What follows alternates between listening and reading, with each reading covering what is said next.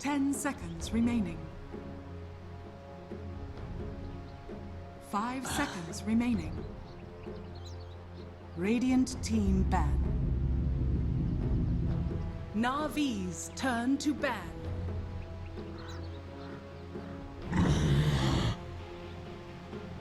Radiant team ban. Navi's turn to pick.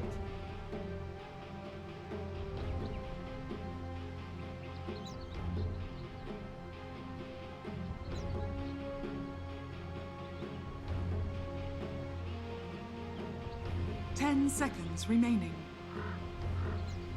Sand King. Radiant team pick. Slada. Keeper of the Light. Navi's turn to pick.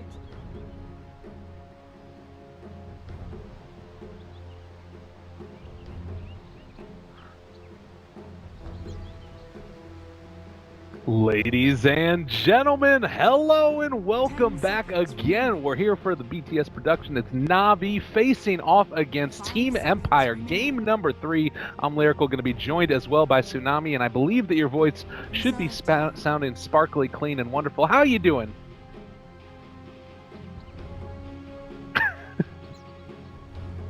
Oh god, that was creepy as all hell, but that's wonderful. I love to hear it. I hope that you're having a good time. So we've had some interesting shenanigans go on. Game number 1, Navi were able to take it. It felt like it was a little bit back and forth at times, and there were maybe a couple of points where they were taking some engagements that weren't completely clean, and they still ended up winning the game. Game number 2, all Empire all day, and it was just a dismantling in the most severe sense of the word. We're seeing a different set of heroes here. What are you thinking about this matchup?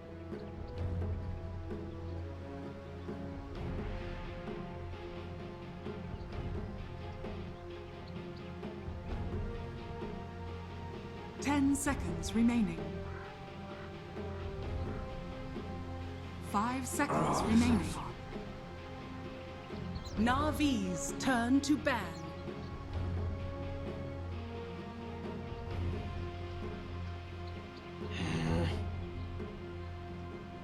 Radiant team ban.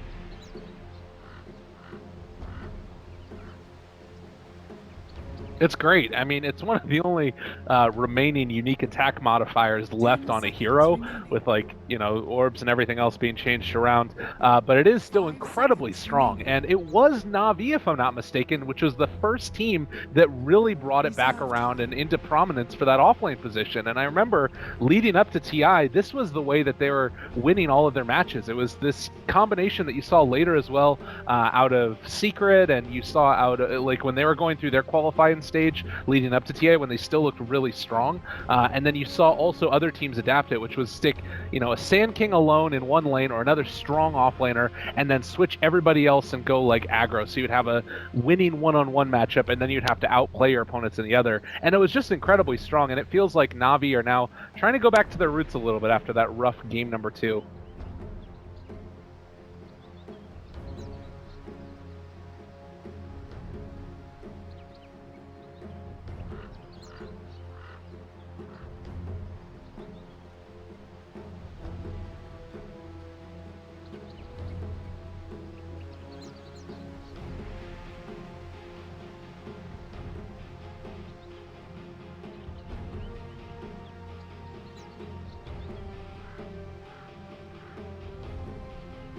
Seen that one coming.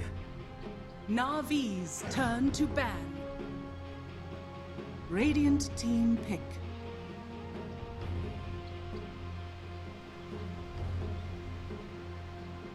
Yeah, and that is something that's worth noting, is that it's Dendi drafting here.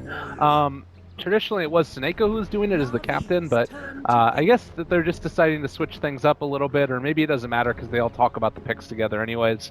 But whatever the case, he's the one drafting for them. We got G drafting for Team Empire, and it's going to be an Ursa picked up. Another one of those heroes that it feels like, and correct me if I'm wrong here, that he might just follow the Juggernaut whichever lane he's in. 5 seconds remaining.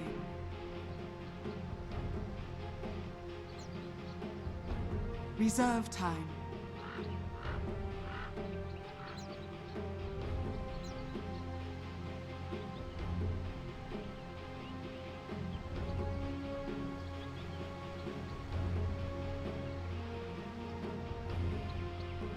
Shadow Shaman. Oh, Radiant team pick. now we're going to the way back right now. Very interesting. And now this is another one of those heroes that traditionally Juggernaut has struggled to break high ground. Just throw a Shadow Shaman into your draft. Why not? Make it happen. This feels good to me. I like what we're seeing so far. The problem that I would say is that they still could run into issues with just being overrun by Team Empire. If Shadow Shaman is able to get the initiation, it's great. But if like Ursa jumps onto him, it's still a little bit scary to me.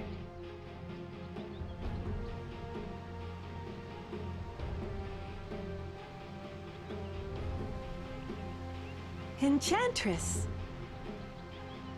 Navi's turn to pick.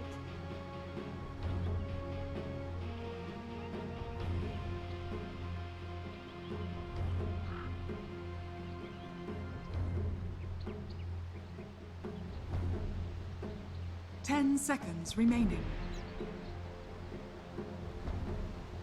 5 seconds remaining. Reserve time.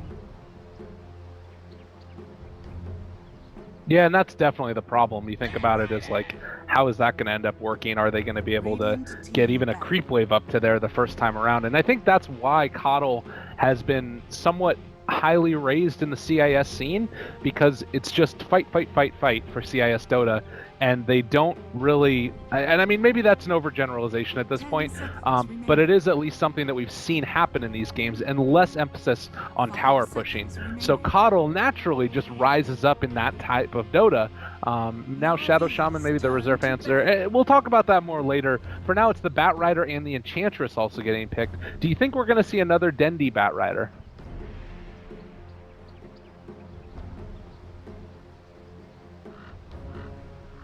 Ten seconds remaining. 5 seconds remaining.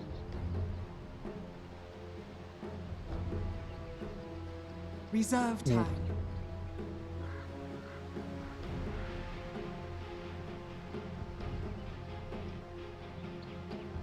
Yeah, definitely a lot of possibilities there, and we'll see where they opt to go. Bounty Hunter is the last ban for Team Empire. Now Na'Vi taking their time to figure out what they want to go up against, as they will have not the last pick. So that is something that's maybe a little bit frustrating as well. I don't know, is there anything that you feel like Na'Vi are really missing right now that they could use in their draft?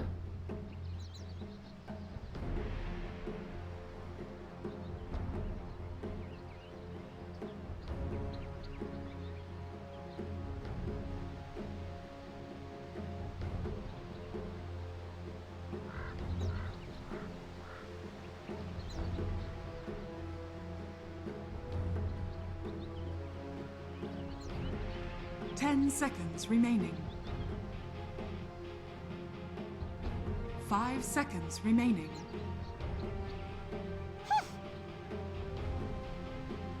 Navi's turn to pick. Dark Seer. Radiant team pick. And so then, what? What? It's a support Sand King?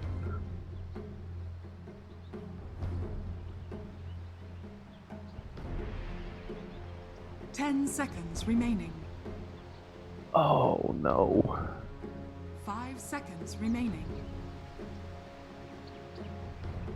I really don't know if I like that though, because like now you're running into a situation where sure you have some outspam to be able to deal with it, but like with an Enchantress 4th pick and an Ursa, they're gonna want to get aggressive, and like if Coddle gets an Ags, I don't know. I'm worried about their CC for an Ursa who can just like, what's their answer if he jumps on you? You've got maybe Burrow Strike to try and create that separation, but they're gonna jump in on, I don't know. I'm concerned. Maybe I'm wrong. I could just be dumb, but I feel like Team Empire's draft is really strong already. Legion Commander.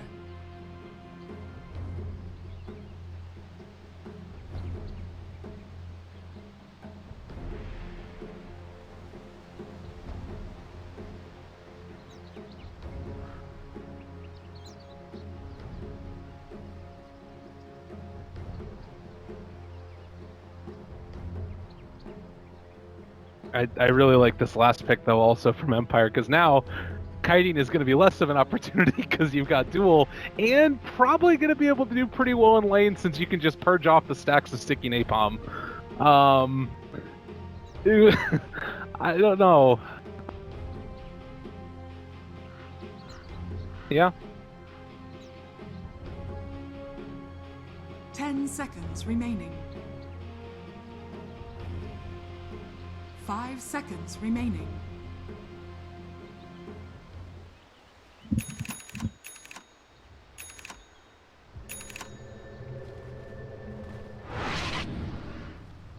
Prepare for battle.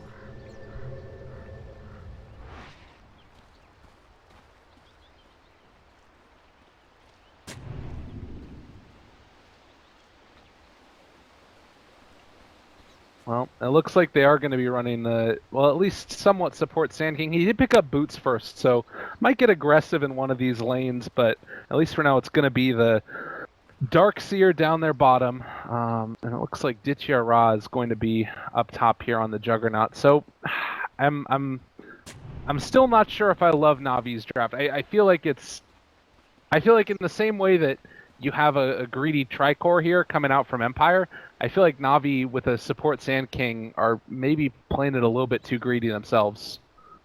But time will tell.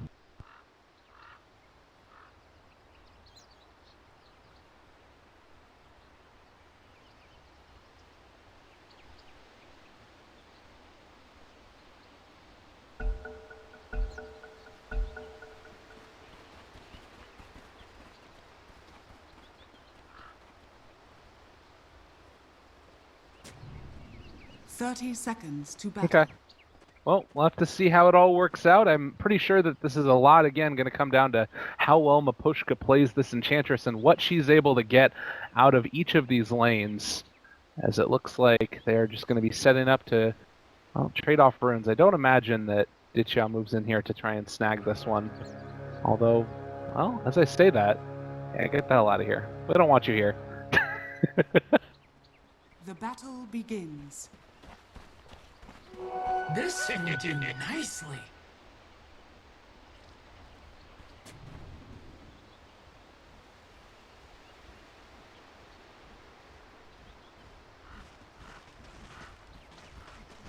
Yeah. Well, this is an interesting start to it, certainly. It looks like G is just going to be, at least for the first couple of ways, going solo against Dendi, not wanting to extend. Oh, don't worry, nobody saw that one, G, you're fine. But bottom lane, yeah, you talked about it a little bit, and it looks almost as if Empire is trying to do what Na'Vi used to do, but General should have a really good time in this lane, I would imagine. Only the poor man's shield, and I guess some salve, but might run out of regen at a certain point on that Slardar.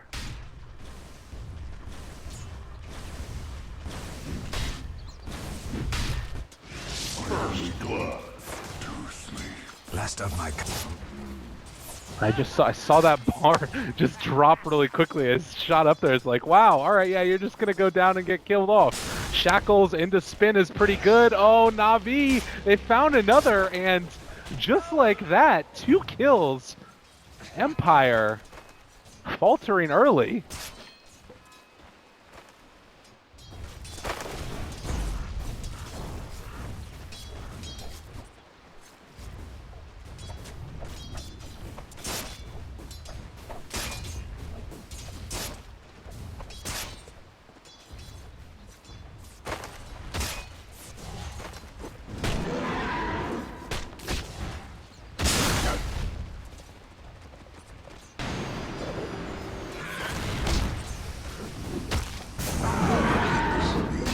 Yeah, that's the pretty easy combo there, and I mean it seemed a little bit weird, Empire playing that far forward before Mapushka is able to move in, and now with these 2 creeps here, they have the disable that they need, they have the damage that they need.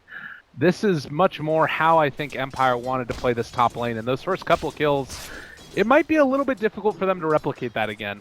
We'll have to see how it works, but especially having that Dark Troll Summoner there, the Ensnare going through BKB is really good against the Jug.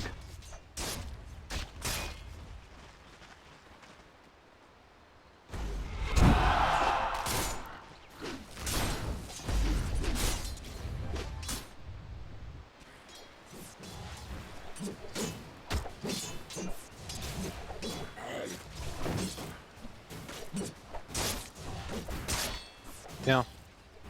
No, it's true. And I guess just wanting to play things a little bit more close to the chest. We have a Mud Golem again. We saw how impactful that could be in the previous game, as Artstyle and Ditchy are just going to try and dole out whatever damage they can, but it looks like they're going to try and chase down Snako. Sandstorm's away. Top lane? Yeah. Taking a lot of damage, needs another one to get it. Not going to be able to find that last touch, but they do have the spin, trying to take down Aloha Dance. He's in some trouble, jukes to the right, but will be brought down. Ditchia finds another one, and no kill going against the Shadow Shaman. Might just want to run into some neutrals here.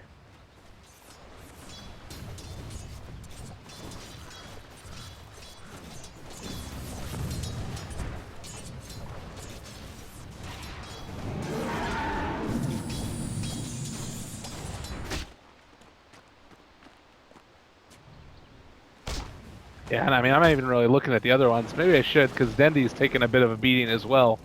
But it's just very back and forth, and it feels like, you know, when Miposhka's in lane, they can find kills on Empire.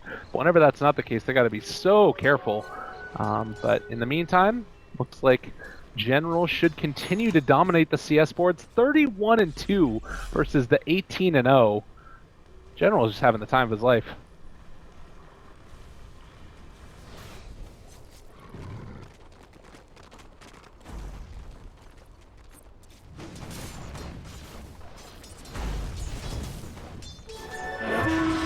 Oh man, and towards mid, trying to find it. He's not going to be able to.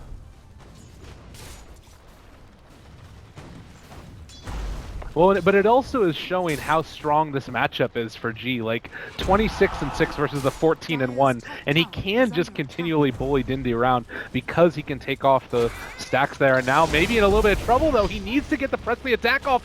Doesn't come in time, and with 6 stacks, that is going to be a kill. Oh man, unfortunate there, and Artstyle now going to get ran down a little bit by Miposhka. Doesn't look like they're going to be able to find that kill. Top lane, there's some pressure onto Ditchia, but with no control, they aren't going to be able to find that one either.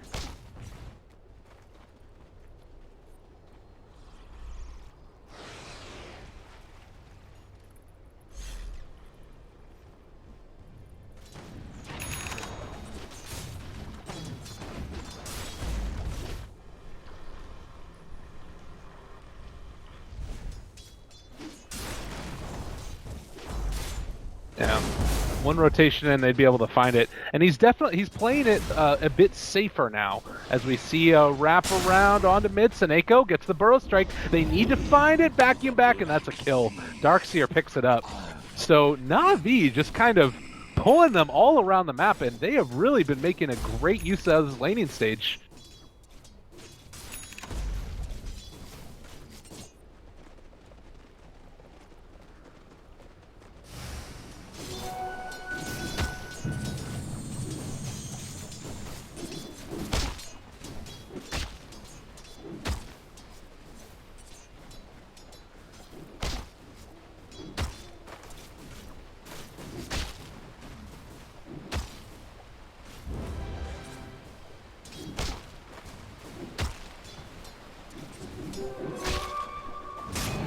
I don't know if they can actually find him though. They're going to jump in and, well, they're going to be able to get the shackles off, trying to turn this back around. Ditchia is there as well, and Dendy finds the kill. Or rather, I should say, the Shadow Shaman finds the kill. They get the stomp onto Dendy to keep him at bay, but they traded the jug for it.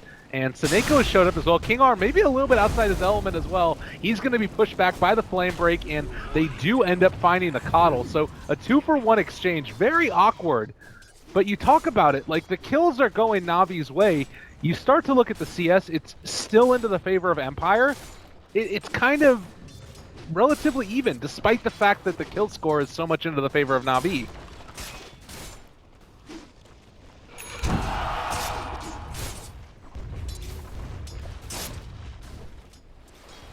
Oh my god, I'm sorry guys.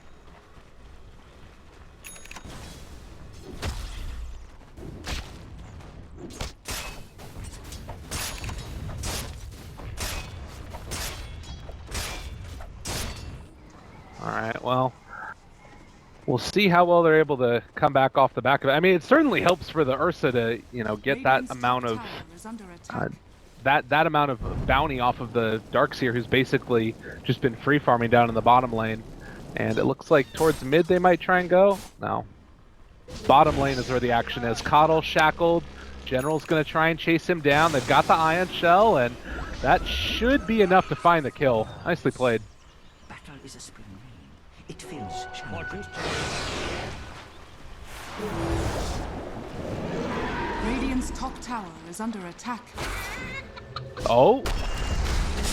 He's still going to end up paying for it. They get the Burrow Strike onto 2. Not enough to save the day, and G was looking for the duel, but doesn't come quite in time. So, at the end of the day, it's still a relatively even exchange. You get 1 for 1 there, and, you know, the Coddle went down, but they take the Shadow Shaman in return. Radiant's middle tower is under attack. Dire's bottom tower is under attack.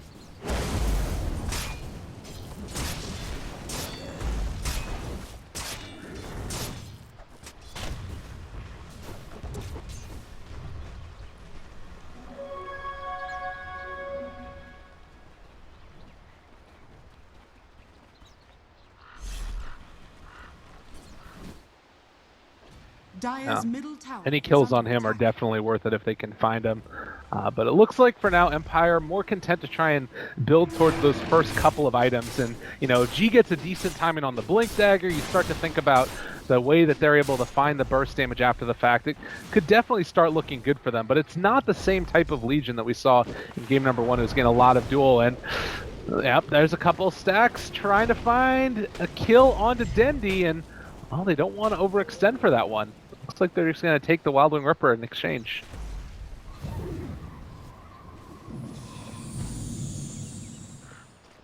Radiant's top tower is under attack.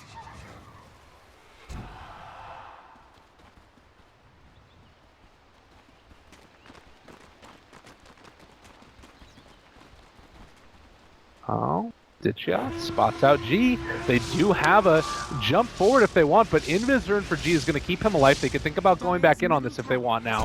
They do have Omni Slash, and there's the Mud Golem into duel. Flame Break back, still alive. Burrow Strike, they get the kill regardless. Snako going to be mana leak. They are going to pull back the Legion Commander, though, taking a good bit of damage, able to get off the press. The attack of Snako is going to fall in turn. So they take down 2 with the dual damage to the Legion, and that's the first one.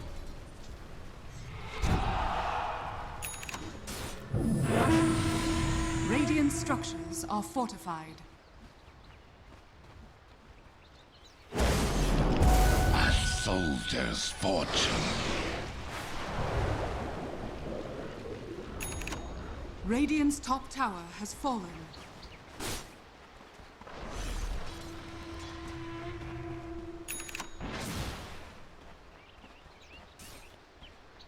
Well, does feel like right now Na'Vi still can get aggressive. Like, they've got the mechanism up on General, and Snako is, like you said, has the option. Well, like, he doesn't have the option anymore to go back for an Epicenter. Did opt to just continue to get those points in the Burrow Strike and the Sandstorm. But I don't know, it's kind of weird now because you need to fight, I feel like, around Omni Slash and then also kind of Lasso, but Dendi is going back for the Veil build again. Can you do this aggressive timing, like, since they have the mechanism now, or do they need to wait for that big item on bat?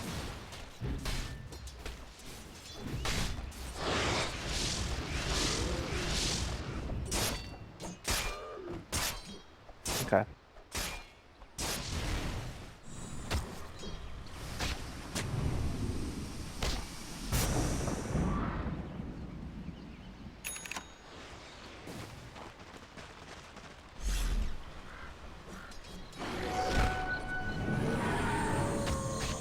We'll see if that's the route they decide to go. They do get that Blink Dagger now up on the Legion Commander, and if you do find a quick duel with Ursa in the area, having any of those shard golems that we've seen also come in, it's going to be a lot of damage very quick. And well, moving forward, that's Dendi smoked up. Alright, this could be a big counterplay if they're able to find it. No epicenter as of yet. King R is going to be pulled back in. They actually get the duel. The lasso onto Aloha Dance, drop the wards as well, but Batrider's already killed off the Kato, and now the Shackle's just out of range. They need to pull him into those wards, but it doesn't even matter. They find the kill in the end. So 2 brought down, and that is not the blink reveal that they wanted. Legion having to retreat out of on the tier 1 tower. Meanwhile, over on the other side, they found Maposhka, but it might be Ditya that goes down, slowed down. Enchant does get the spin away. So Ditya might be able to survive through this. Going to go back and rejoin his team, but there's the duel, and they find it. Nicely played. Radiant structures are fortified. Radiant's bottom tower is under attack. Radiant's bottom tower has fallen.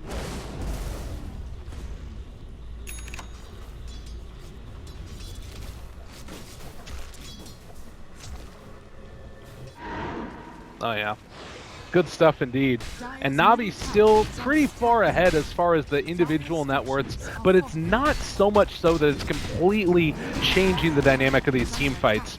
I think that both teams can still fight against each other, and it's kind of just going to come down to who has that better initiation and vision advantage, of course. But 3,000 gold lead for the moment. Blink Dagger now completed on the Slarder after the tier 1 tower goes down, and I imagine we're just waiting for the Ursas to come up as well. This will do nicely. Radiant's bottom tower is under attack.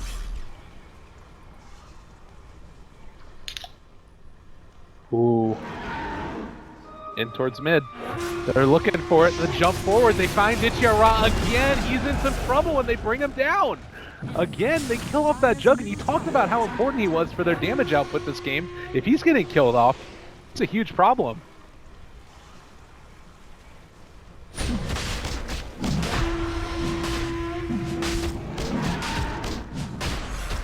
Well. Oh, they found Maposhka, able to catch onto them, and that's Enchantress out of the fight. They pull up Aloha Dance to the top side, and Burrow Strike through. He's still controlled, and his Blink Dagger is disabled. Vacuum Wall onto 3, down in the low ground as Batrider kills off the Ursa on the high ground, and now Artstyle found the Coddle Guide. They're dismantling them. That's not Coddle Guide, it's just regular Coddle. It looks like they're going to end up getting out of there. But they dropped the wards and were able to catch the Enchantress on the stairway, so a good way to start off the fight there.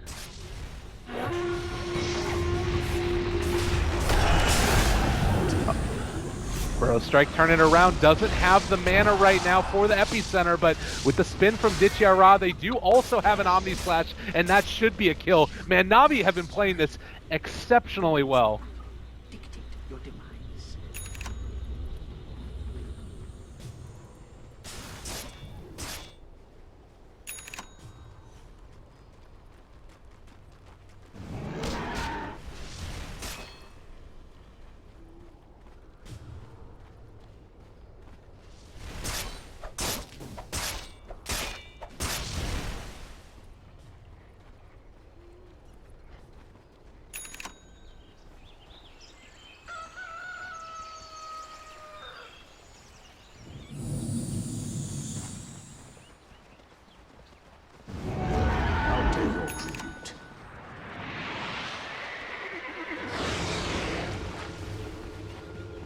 Empire going to go back in again and going to recall in G, which means that they spot, oh no, they recall them in as they're walking into the pit. So now Navi realizes this is happening. Can they stop it?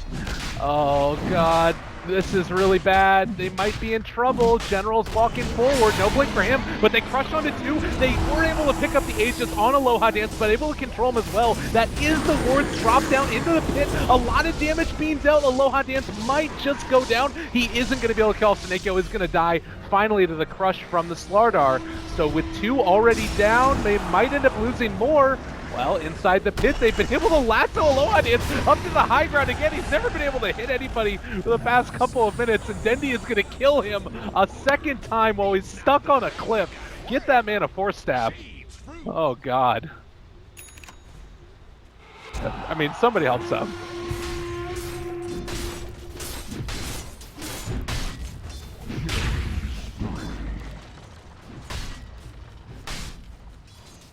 Oh, God. I mean, in the,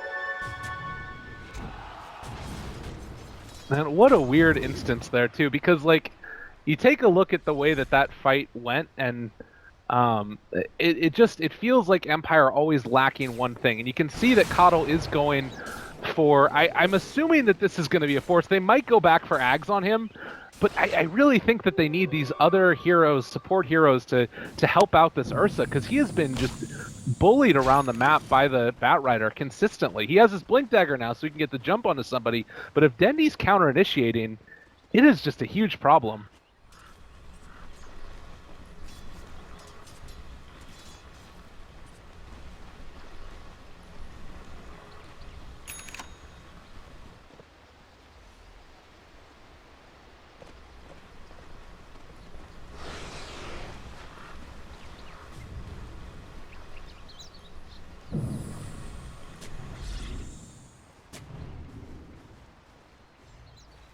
Dire's middle tower is under attack. Oh my god, this is a scary moment right here for Empire. The rest of Na'Vi was smoked up. They spot out now where everybody is, and it doesn't look like Empire have vision in the area where Na'Vi are going to walk through. It looks like they're actually not going to be going...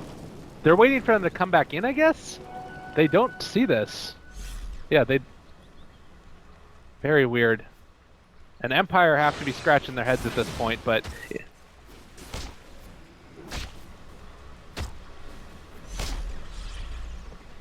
Oh, they spot him out. Seneko Burrow Strike misses. There's the wards drop down. Again, a really bad initiation. 3-person crush the spin isn't enough. Vacuum wall onto the side of Empire, taking a ton of damage. That's Ursa gone. They crush again, just trying desperately to escape it. They actually managed to Mana Leak stun the Sand King in the midst of his epicenter. What are these team fights? Generation.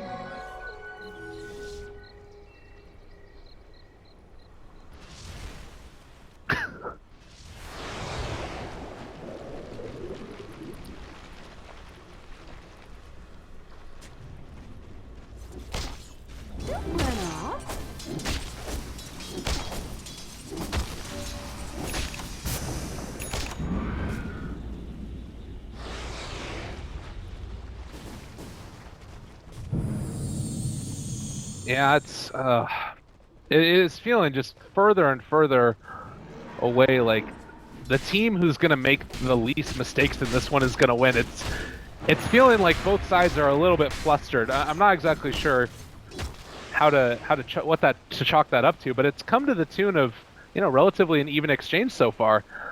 Big items that are going to be online soon. You got a BKB for Slardar, and I guess that they're going to try and move up and take this top tier 1 tower. With the rest of Na'Vi porting in, though, this could be a bit of a bad one for them. They vacuum. Oh, that was a little bit awkward. Radiant's middle tower is under attack. Oh, they know where Seneko is. They are ready to jump almost immediately. Ghost Tick finds him, dueled up, and, well, maybe going to be brought down. They do find that kill. Maposhka actually dealing damage in this fight, and they got the healing ward down as well. Now Dendy going to be able to control Loa Dance, not really dealing enough damage to him, and now chasing down Dendy. Batrider's gone. Crutch, the continued chase is going to pull him back in with the vacuum wall, but, oh, last second, Artstyle finds the kill with that Ether Shock. Still trying to chase down Ditchiara. The last proc from that impetus is able to find the kill on the Jug. So 3 dead, and you said it, a hard tier 1 fight indeed. Dire's top tower is under attack. Wait up.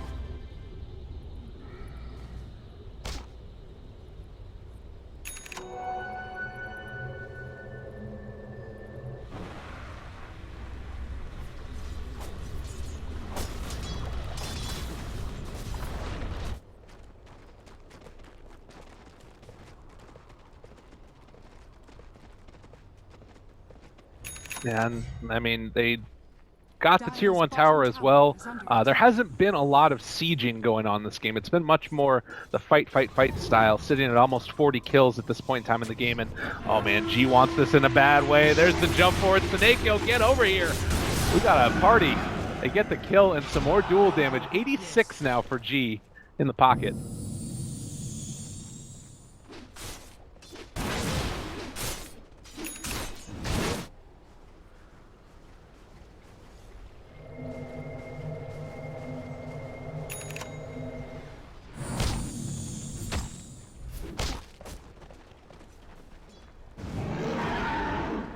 Yeah, this is a problem and a half. Aloha Dance going to be able to take down this tower, and, well, it looks like General is trying to start up this engagement. Problem is, neither team really has that great a vision around where this fight is probably going to take place, so I think that Dendi will remain king and might be able to... he doesn't want to jump onto Aloha Dance. Too scary. Middle tower is under attack. Yeah.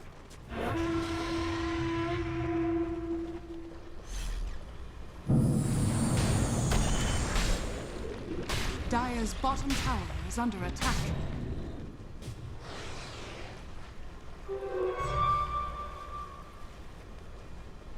Cool. Well, they dropped a ward over here, so Mike gonna have a little bit of a vision advantage, Team Empire, but it looks like the wraparound. I think Empire know exactly what's going on, but they're still able to trap in one. A lot of damage, a huge crush from Ghostic, and there's the Hurricane Pike coming into play. Another two-person stun. G is gonna die, but still Ghostic did so much in that fight. Can they find a kill on Aditya Ra? Aloha Dance brings them in and brings them down. Now Maposhka, a second Hurricane Pike. He's decided that he maybe doesn't want to stick around too much longer, as they have found a double kill for the Enchantress. Darkseer drop in, and Na'Vi got wrecked.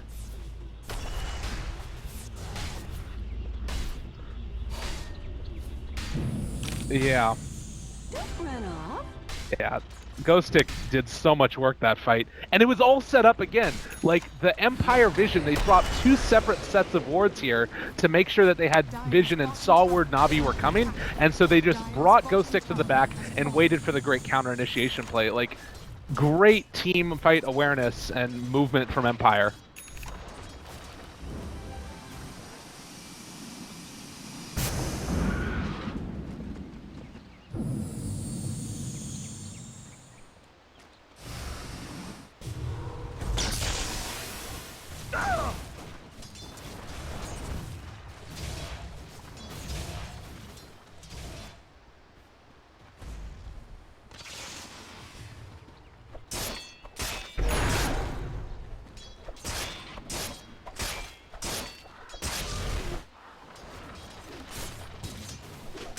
And really a strong moment indeed for Empire, and it goes to show like how good Ursa is against the Jug, and also King R now continually pulling everybody in to the fray. They're probably, do they have another smoke ready? It doesn't look like it. They have, yeah, they don't have one yet, so I guess that they're just spoiling for another fight. DD Rune up top might get picked up as well. It is on the courier brought out, so they're gonna go in and contest Roshan. Oh, Dendi? Do they get him? Jump forward, crush onto him. No counterplay there at all. They do find Aloha Dance, but vacuum wall onto two. Not sure if it's enough. They actually split the Omni Splash with the Ancient. The Ghostic not able to get up the second one. The Epicenter turnaround. Oh god, Empire. It didn't work out so well that time. Next up, they're going to bring G down. Triple kill for General. Oh my god, he did a lot of damage in that fight. With the Epicenter on top too. Dire's top tower is under attack.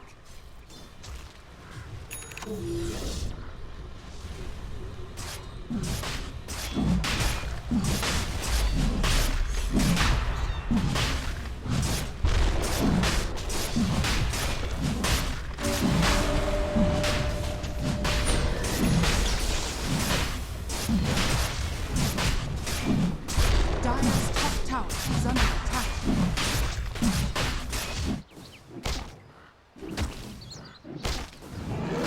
I mean, that's one of those things too, where it's like, you know, Na'Vi, they get really badly beat down in the last team fight. It goes heavily into Empire's favor, and then ready to take a second one. You know, maybe like you're saying, a little bit off the positioning, but it does feel like now they're going back and forth into it. Like, I don't know if this is necessarily mistakes that are being made or just good decisions, but I do have to say that Empire moving into that high ground position again was maybe a little bit questionable.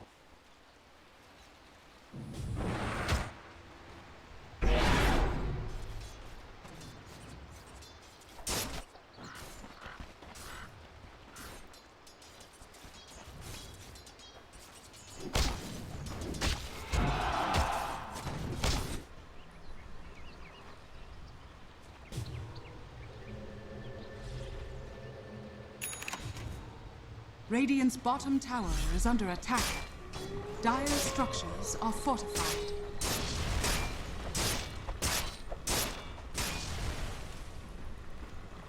Well, we'll see if Empire now are going to be able to right the wrongs. I mean, and this is, I guess, one other thing that we're seeing now. Aloha Dance going back, finishing his BKB. That was a huge part of why Na'Vi were able to win that last engagement. Was just a couple of really well-timed spells, the vacuum wall with the epicenter, and everybody having to go through it. But we'll see where they opt to go. As far as Vincire's concerned, what's his main role going to be in this fight? Does he want to just keep on stacking up stats and go for something nutso like a Scotty, or does he go like the defusal route at this point? Radiant's bottom tower is under attack.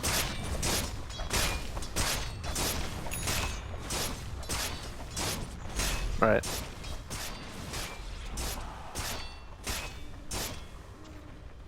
Ooh. Radiant's bottom tower has fallen.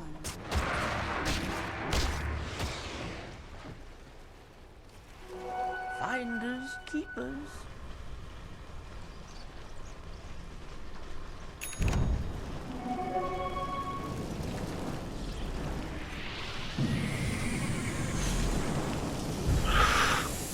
Ooh. Dendi has a haste turn as well. Gets Flame Break pushed back for the moment. Blinding Light was there, and they immediately take off the lasso. Really unfortunate. So Blinding Light in combination with the press the attack, and that just stops the fight in its tracks. That's too bad. It was a haste turn used as well for Batrider. That would have been great. And they clean up the wards as well.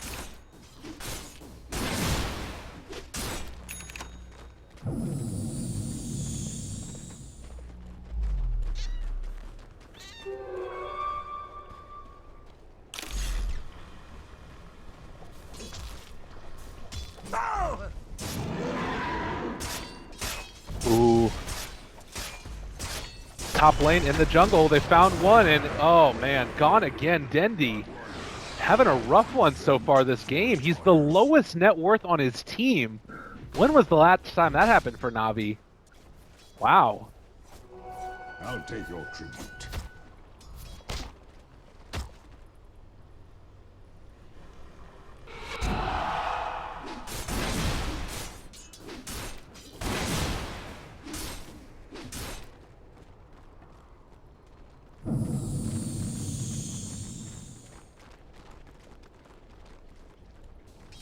Yeah.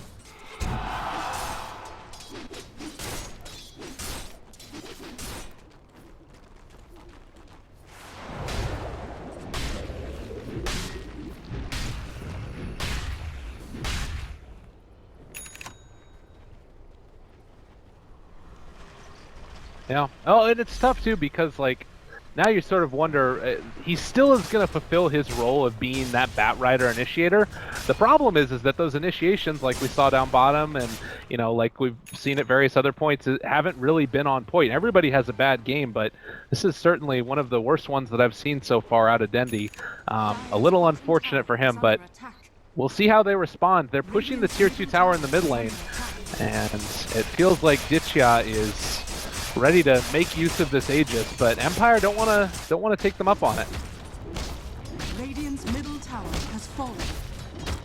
Dire's bottom tower is Oh. under attack. They're just going to go for it. Yeah, they don't even care. They're going to push back Mana Leak art style, and he's going to take a lot of damage from that one. Completely out of mana at this point, but they do take down the tier 3 tower. Meanwhile, BKB popped as well as the stun, chasing down, and that's where the Aegis expired. Vincere needs to get out of there. They've already won the duel for the Legion. That's 3 BKB pop for Empire, and they aren't going to be able to find anything else off the back of it. with tier 3 down, I think that's kind of okay for Na'Vi. I think they're pretty happy with that. Radiant's middle tower is under attack. Double damage!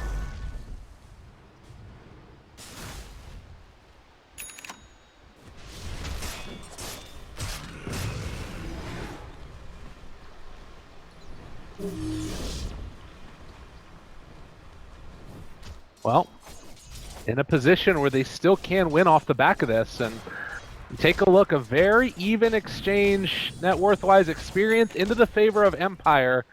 As the game gets later, you've talked about this tri-core style that you got coming out from Empire. How worried are you going to be at this point for Na'Vi? Like, are they still in a position where they can win, or is that timing starting to shrink up a little bit though?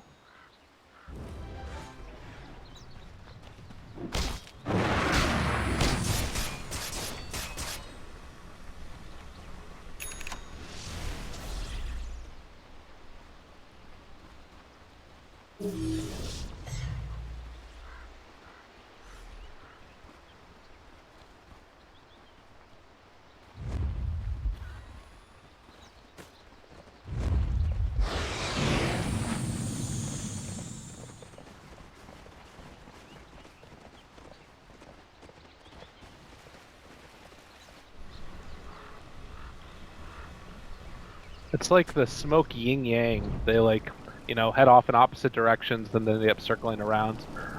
It looks like there might be some pings, realizing where Empire is, but well, yeah, Firefly, it might run out by this point. They jump forward onto 2, but the vacuum onto 2 as well. They got the BKBs off in time, and the Omni Splash comes out. They also have the lasso onto the Legion, out of the fight for the moment. Ghost Stick dropped down low, but not dead as of yet, and they lost the Jug. All right, Shadow Shaman gone, Jug gone, Dendy gone. Na'Vi potentially going to get knocked out of this one as they chase down the Dark Seer as well. Aloha Dance with a double kill. The lone hero, lone player left alive is Seneko, desperately trying to push out these lanes, but man, I think that Empire are getting ready to start pushing this.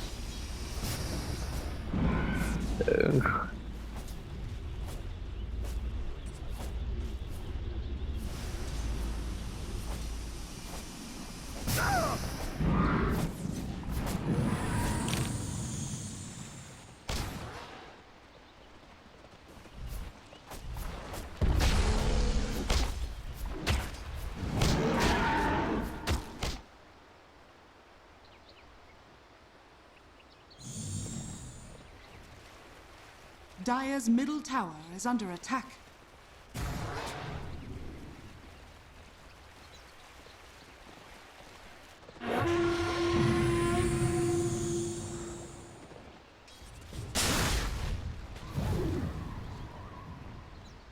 Well, a little bit of a, I mean, and this is the thing too, is that even in game number 1, when Na'Vi were really killing it and looking great, there were moments where it was like, oh, that was a little bit of a strange engagement.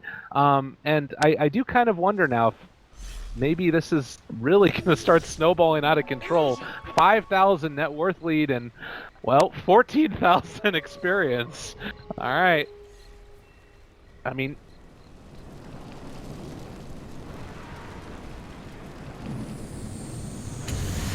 all right, ready to go. BKB jumps forward. There's the duel. Immediately going to pull the Jug out of the fight, but Dendy, really good counter initiation play. Doesn't quite get him up to the high ground, though, and so far, the only person that's about to go down is going to be the Dark Seer, able to force stab away from the Omni Slash. Ghost Stick surviving as well. That is the Shadow Shaman gone, trying to throw out as much of those impetus shots as possible. Kills off the healing ward as well, so they lose the Shaman, but end up not losing anybody themselves. Empire win that one, I'd say. And now, ready to take Roshan. Man, Ursa with the press of the attack, that is scary as all hell. Fallen to the Radiant.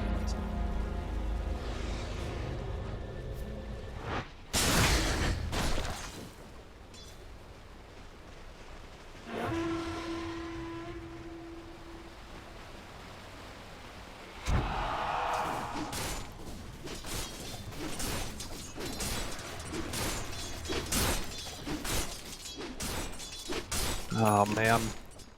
Yeah, definitely. And I mean, every time one of these engagements goes on, it's more damage in towards G. He becomes stronger. Aloha Dance, it becomes stronger because the rest of his cores are going to be able to more efficiently control the rest of Na'Vi.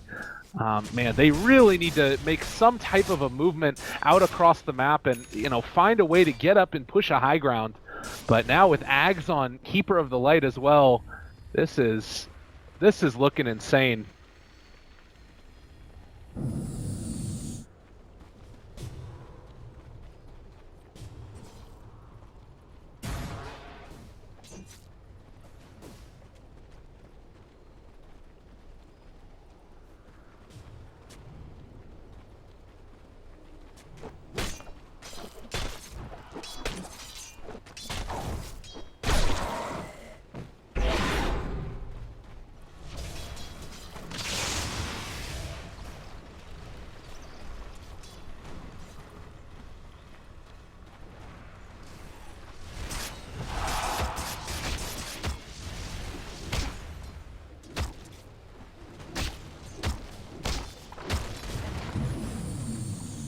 Yeah. I mean, they've got some good wards here very aggressively. Another one up here on their high ground. So they've got some amount of vision that if they could take advantage of it here, it would be very strong for them. And it looks like, well, no smokes yet. I don't think that they have any on them or in the stash. Yeah, still 3 minutes away. So that's going to cause some problems for Empire, at least to get aggressive until that daytime does come. But it doesn't look like Na'Vi are really going to be in a position where they can take advantage either. So, rough one indeed, and probably going to stick around for a little bit and continue farming, at least until, Smoke and Daytime start switching things up.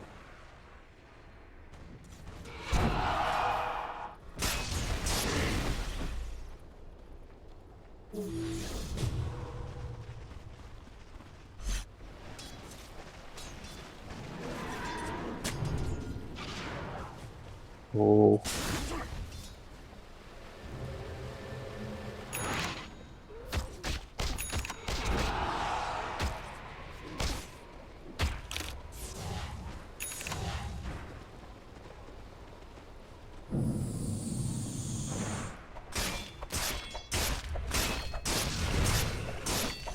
This will do nicely. Yeah.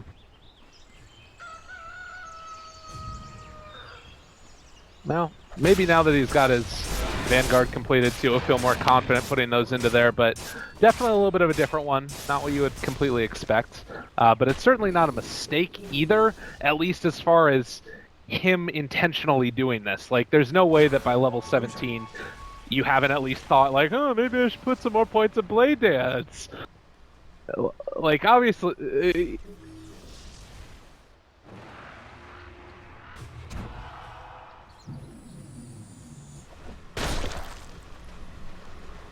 Yeah. Yeah. Definitely. Well, now it's daytime, and it looks like Slardar is going to head back to push out the creep wave while the assault continues toward the Tiers 1 tower in the mid lane. And Aloha Dance with the Aegis feeling very comfortable pressuring this one out.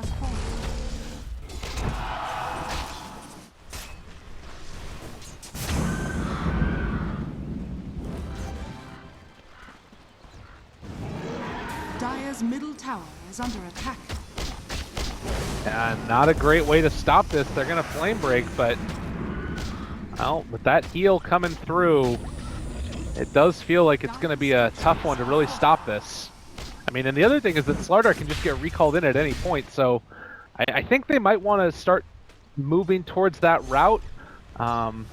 But I do like the Jug continually pressing out this bottom lane. You've got to at least apply some pressure, so Empire just can't continually spam out waves and stuff at your tower.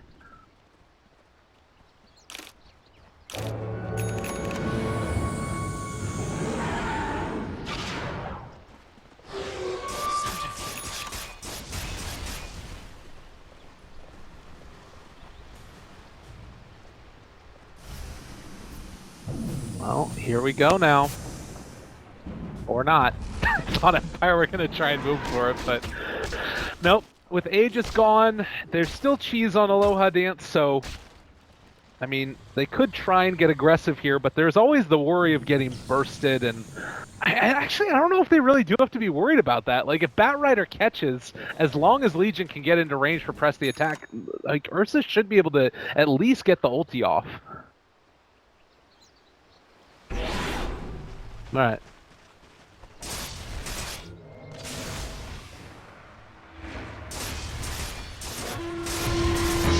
Oh, and there it is. They found the duel down up in the top lane and trying to bring down that jug. See you later. Ditya Ra brought down to death. A very nice pickoff. Radiant's top tower is under attack. Yeah. That is absurd. That really, really hurts at this point. And I mean, more importantly than that is, like, you do not want to have to buy. He actually doesn't have buyback. Oh, Jug. Oh, Ditya Ra. That's 50 seconds. They might be able to push this here.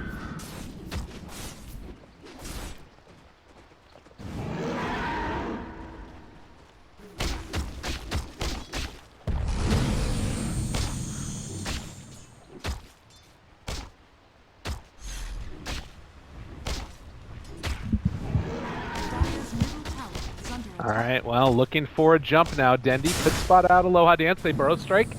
Good start. Keeping him back. Trying to at least not allow him to just hit away at the tower. Flame break pushing him forward, but the tier 3 is gone. They might have to feel content with just that. And it looks like they are going to back out. Again, the winner of this game is going to have to go on to face off against VP for that one land spot at the Dota Pit. So, you know, a lot on the line for both of these teams, particularly for... Well, I guess for both of them. I was going to say for Empire, considering they're playing through the open qualifiers, but I think for both of them it's important, definitely. There we go.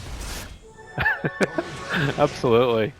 Yeah, these teams have a very storied history against each other. Dendi has a lot of old Empire teammates because they always go to Navi. But anyways, all right. DD on Ursa. Still not feeling super comfortable going, I guess. I might just be waiting for the next Aegis. I don't think Empire wanted to test it.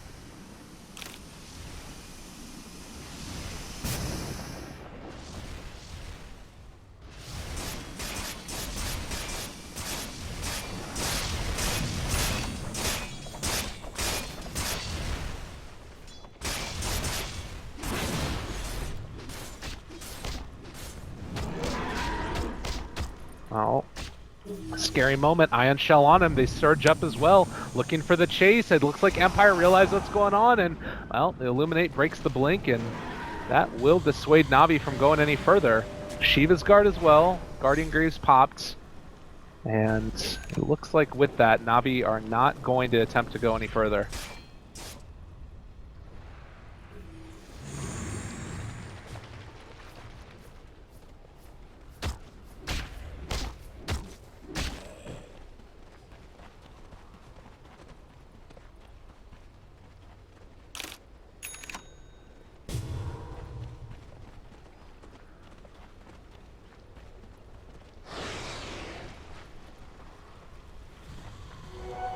Soldier's fortune. Empire set up to try and pressure this out, and with the smoke being used by Empire in just a second, I believe, this is eerily reminiscent of what we saw previously. Navi, they have the vision advantage with this Observer Ward here. If smoke breaks, they're going to go into the Roche Pit, and, well, it does break. They realize what's going on. Snako Burrow strikes are on it several. A stun follow-up, able to catch on it too. That's the Nako dead right off the bat, and, well, vacuum wall not going to do a whole lot there. It looks like they've been able to bring down two of Navi. Navi may be overextending, and Ditya Ra trying to TP out. Do they get the bash? No, they don't. But nonetheless, with both the Darkseer and the Sand King gone, Empire are going to be able to claim this Aegis.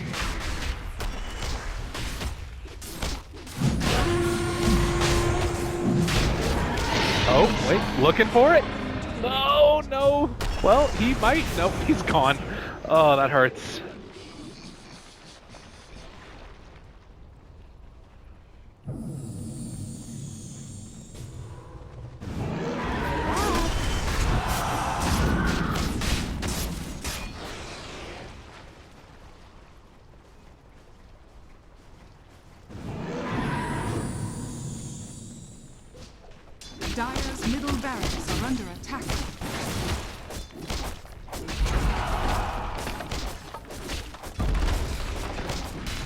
And at this point, looking rather rough. Dendi has buyback, but man, you don't have it on any of the rest of the heroes, so they have to make this next team fight count. They got to defend their base, and I mean, you've got the MKB now completed on Aloha Dance. This is going to be a very hard hold. Seneko, Epicenter might be their avenue to find the turnaround. They're going to start charging it up immediately. Hex, vacuum wall onto several, doing a good bit of damage, but they're already going to end up losing the Shadow Shaman, and with the duel not completing as of yet, they're trying to turn this around and kill off General. They get the stun off after the greaves. Well, Flame Break again, trying to keep their buddies alive. Aloha Dance, they pop the Ghost Scepter, still going to be able to survive through that, but Ditya Ra is going to get stunned up and brought down. Wow, last second cheese, really nicely played, and will be able to survive through it. But will they be able to hold their barracks? Another blink forward. They found him again. Ditya Ra controlled. Hex keeping him away for the moment. Vacuum back as well. On to 2. Omni Slash already used. And it looks like Empire are going to be able to keep their cores alive. Can Navi say the same? No. G takes out Dendi. Buyback no longer available. Oh man. For a second there, he needed 322 gold. And Navi have lost everybody. Barracks gone, and this might just be about it.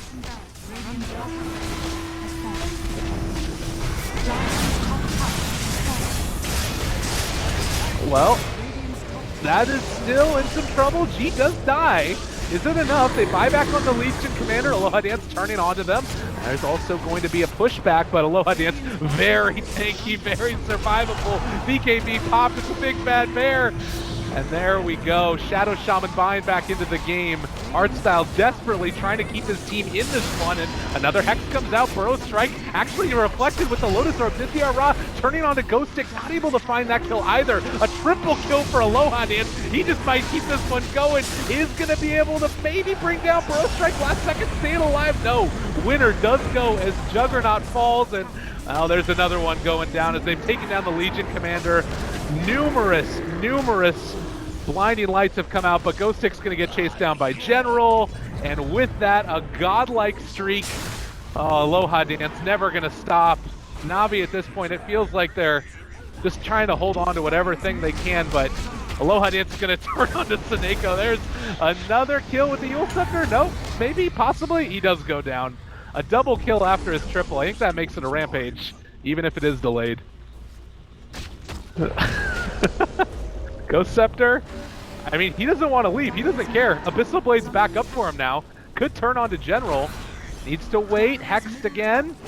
And Dendi might finally find the kill. He turns on to Dendi. Get over here.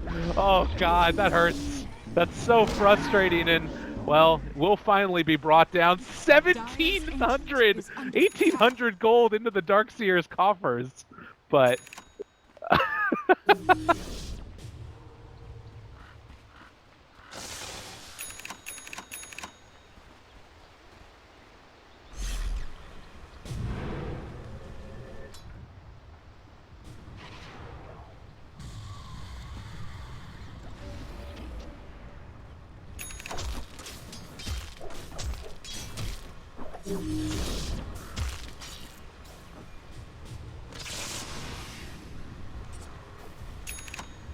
Oh.